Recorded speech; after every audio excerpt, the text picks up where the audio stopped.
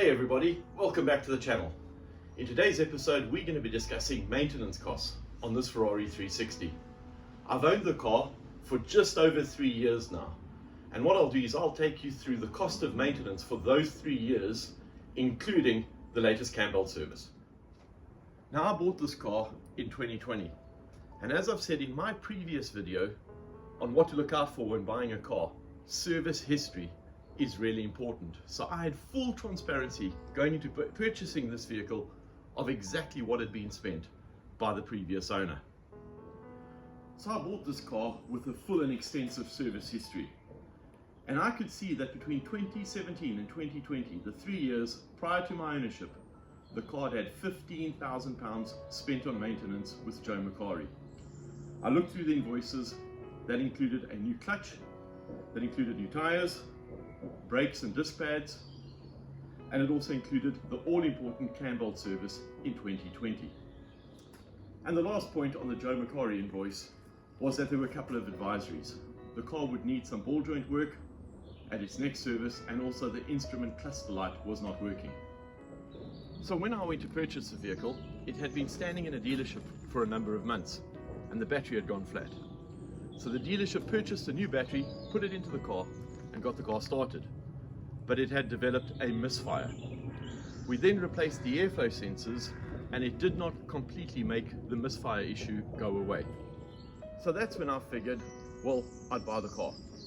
The car had a ton of money spent on it, it had developed those running issues, but what I agreed to a discount at the price, that I would take the car for an £8,000 discount off the asking price, and I would sort out the issues that were on the car. So let's go into the exact detail of what I've spent on the car over the last 3 years. Soon after I got the car, it got a slow down light, and that happened to be the CAT ECU on the left hand bank, and I replaced that myself for £400. I then took the car in for its first annual service, and this is where I got my first big surprise. The car needed far more maintenance on the suspension than I'd already thought. It needed all new shock rubber bushes, right hand front and rear tie rod ends, front lower ball joints, front upper ball joints, and its annual service. I also put in new spark plugs all round just to try and get rid of the running issue, which still had not gone 100%. The cost of all of that work was £5,080. And then the car really started to misfire once again.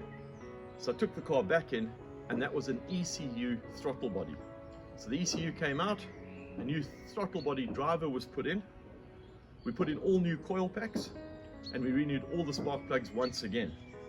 Car had an MOT at that stage, and there was a slight oil leak in the exhaust, but that bill came to £1,602. And that's where we actually fixed the running issues of the car. That happened to be the ECU. So in my first year of ownership, the car cost £7,000 for me to maintain and fix all the issues. Now, I discounted the car £8,000, so more or less what I had thought. However, the big surprise to me was the suspension work it needed.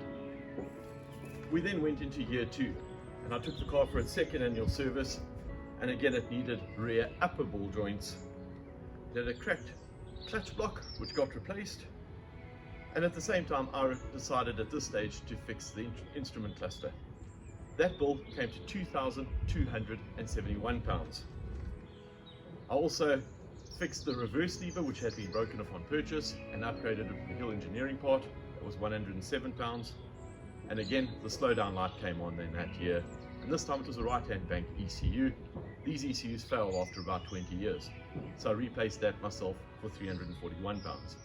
So in my second year of ownership, £2,750.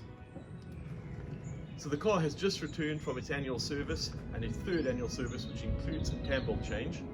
Cam belts have been changed. We've upgraded the tensioner bearings to Hill engineering products, which are for fit and forget. So those should definitely not need to be done again in the future. We had to do some cam seals and some cam gaskets as there was a slight leak. We also had to replace the right door handle. It gets problems on the 360s where you open the door and they don't open, so the cables get replaced, and it had an MOT. That bill came to £2,995. So just under £3,000 in the third year for maintenance. So this Ferrari has had close to £13,000 spent on it during my ownership. And that includes 3 years of maintenance, including a cam belt service. Now I discounted the car for £8,000 when I bought it, due to the issues that I knew it had. I think what we really need to take into account is the mileage that this car had when I bought the car. It was 49,000 miles on the clock. And I think that played a big factor as to the amount of maintenance it required over those complete 7 years. And I think when you combine the previous owner's experience as well as my 3 years, and you take the complete 7 years of ownership that we've had now, you're looking at close to £28,000 being spent on maintenance of this car. And factoring in that mileage, I know it's a lot. But if you think about it, it's clutch, brakes, suspension, an ECU issue, the CAT ECUs. I think this car is now at a level of maintenance where I'm really happy with it. So my advice for anybody looking at a Ferrari 360 is these are great cars, but they do require annual maintenance and they do require the annual checks. So do your homework, buy a car with a good service history, look at what has been done and when it's been done, and make sure you budget appropriately. If, like me, you feel that something is going to come up, take the adequate discount on the purchase price to be able to cover you. Because I think given the discount that I took when I purchased the car 3 years ago and what I've had to spend to get the car to its current place, I'm really happy. And then given all of that, there's the enjoyment of driving a Ferrari. Because I completely agree with JM and Cars that no matter what your bills, somehow these Ferraris have a forgiveness factor. So thank you all for watching another episode of RC Classic Garage. I hope you enjoyed the episode. Please don't forget to like and subscribe, and see you all next time.